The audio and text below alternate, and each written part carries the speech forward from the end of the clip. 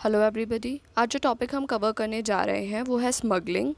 इसमें हम कवर करेंगे कॉन्सेप्ट, मैग्नीट्यूड, कैरेक्टरिस्टिक्स और कंट्रोल ऑन स्मगलिंग को। स्मगलिंग और वाइट कॉलर क्राइम दोनों अलग अलग चीज़ें हैं। अगर हम बात करें कि स्मगलिंग के पीछे ऑब्जेक्टिव क्या होता है, तो इसका मेन ऑब्जेक्टिव होता है इकोनॉमिक एडवांटेज। ऐसी कमोडिटीज़ जिन्हें सबसे ज़्यादा स्मगल किया जाता है वो है drugs, gold, silver, diamonds, arms, explosives, wrist watches, electronic goods, synthetic fibres etcetera. Globalisation की वजह से ट्रेड में काफ़ी ज़्यादा इंक्रीज़ देखी गई है। मोबिलिटी भी बढ़ गई है और जो मीन्स ऑफ कम्युनिकेशन है वो भी फास्ट है। इन सभी कारणों की वजह से स्मगलिंग बहुत ज़्यादा ईजी हो चुकी है। स्मगलिंग या तो किसी व्यक्ति के द्वारा अकेले ही की जाती है या फिर इसे बहुत ज़्यादा ऑर्गेनाइज्ड मैनर में किया जाता है। ज़्यादा से ज़्यादा पैसा कमाने के लिए गैंग्स अपने आप को स्मगलिंग में इंगेज करती हैं। ये जो ऑफेंस है ये बाकी ऑफेंसेस से अलग है। लॉ में, रूल्स और रेगुलेशंस में जो डेफिशिएंसीज़ हैं, इन बातों का फ़ायदा उठाते हुए इस ऑफेंस को किया जाता है। ऐसी अथॉरिटीज़ जिन्हें एम्पावर किया गया है स्मगलिंग की एक्टिविटीज़ को चेक करने के लिए, वो हैं Directorate of Revenue Intelligence, Directorate of Enforcement, Narcotic Control Bureau और Directorate General of Foreign Trade. Customs Act 1962 का जो सेक्शन 2 सबसेक्शन 39 है वो डिफ़ाइन करता है स्मगलिंग को। जब बात आती है स्मगलिंग की इन रिलेशंस टू एनी गुड्स, तो इसका मतलब होता है कोई एक्ट या फिर ओमिशन जो कि इन गुड्स को लायबल बनाएगा कॉन्फिस्केशन के लिए अंडर सेक्शन 111 या फिर सेक्शन 113। स्मगलिंग की लिस्ट में जो नारकोटिक ड्रग्स हैं वो सबसे ऊपर आते हैं। ड्रग्स की ट्रैफिकिंग एक मनी स्पिनर की तरह काम करती है वर्ल्ड मार्केट में। नारकोटिक ड्रग्स एक्ट 1985 और पीआईटी एनडीपीएस एक्ट 1998 के होने के बावजूद भी ड्रग्स को स्मगल किया जाता है। ड्रग स्मगलिंग का जो मार्केट है वो बहुत ज़्यादा बड़ा है। इसमें काफ़ी सारे रिच पीपल भी इन्वॉल्व्ड होते हैं।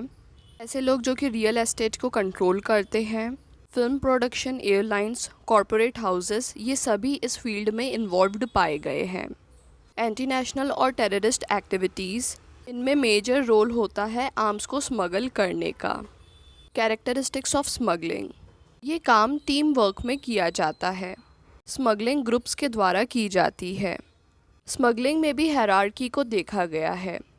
यहाँ पर लोएस्ट अथॉरिटी से लेकर हाईएस्ट अथॉरिटी तक के ग्रेड्स होते हैं। इनमें स्पेसिफिकली डिफाइंड रिलेशनशिप होती है और म्यूचुअल ऑब्लिगेशंस और प्रिविलेजेस होते हैं। स्मगलिंग के लिए प्लानिंग एक की फैक्टर है। स्मगलिंग के लिए एडवांस अरेंजमेंट्स किए जाते हैं जिसमें कम से कम रिस्क हो और सेफ्टी और प्रोटेक्शन को इंश्योर किया जा सके। सेंट्रलाइज्ड अथॉरिटी, स्मगलिंग की प्रोसेस में एक सेंट्रल कंट्रोल होता है। या तो ये सिर्फ एक व्यक्ति के हाथ में हो सकता है या फिर कुछ मेंबर्स के हाथों में होता है। स्पेशलाइजेशन, स्पेशलाइजेशन का मतलब ये होता है कि कुछ लोग स्मगलिंग करते हैं सिर्फ एक कमोडिटी में और कुछ ग्रुप्स ऐसे भी होते हैं जो कि अलग अलग कमोडिटीज़ को स्मगल करते हैं। डिवीज़न ऑफ लेबर, स्मगलिंग करते टाइम ड्यूटीज़ और रिस्पॉन्सिबिलिटीज़ को डेलीगेट किया जाता है। प्रोटेक्टिव मेजर्स, स्मगलिंग करते टाइम एक ऐसा अरेंजमेंट बनाया जाता है जिससे लॉ एनफोर्समेंट अथॉरिटीज़ के इंटरफेरेंस को प्रिवेंट किया जा सके।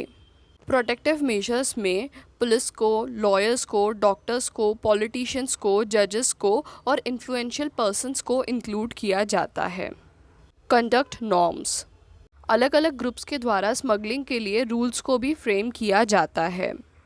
Control of smuggling activities in export import trade, custom duties को कलेक्ट किया जाता है इंपोर्ट्स पर और एक्सपोर्ट्स पर, जैसा कि कस्टम लॉज कहते हैं। कस्टम लॉज जैसे कि कस्टम्स एक्ट 1962 और customs tariff act 1975। Customs act के वेरियस प्रोविजंस को एनफोर्स किया जाता है जो कि गवर्न करते हैं इंपोर्ट और एक्सपोर्ट को of cargo, baggage, postal articles और वेसल एयरक्राफ्ट्स के अराइवल और डिपार्चर को।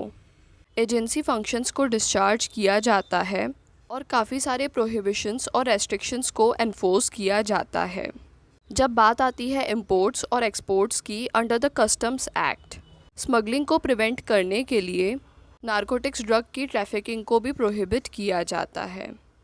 इंटरनेशनल पैसेंजर प्रोसेसिंग के द्वारा भी स्मगलिंग को कंट्रोल किया जाता है।